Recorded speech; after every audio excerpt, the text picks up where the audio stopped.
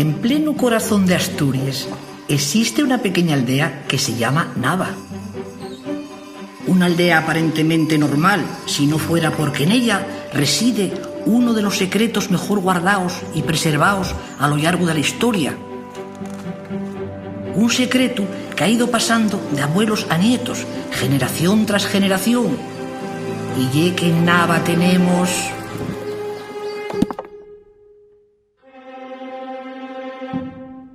el secreto de la pócima.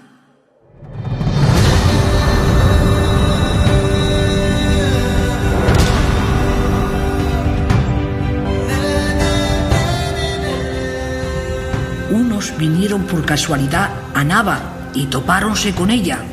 Otros acudieron en cuanto supieron de la su existencia.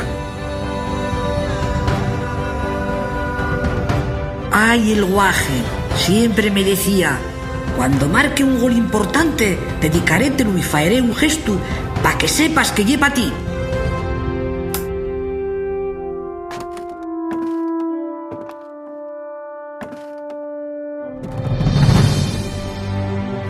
Cada otoño fabricamos miles de litros, siempre cuidando hasta el último detalle en cada ingrediente.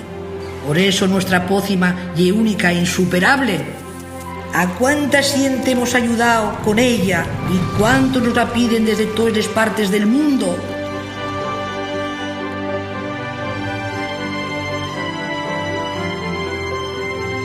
Ay, si la gente supiera que cada segundo fin de semana de julio en Nava repartimos miles de litros gratis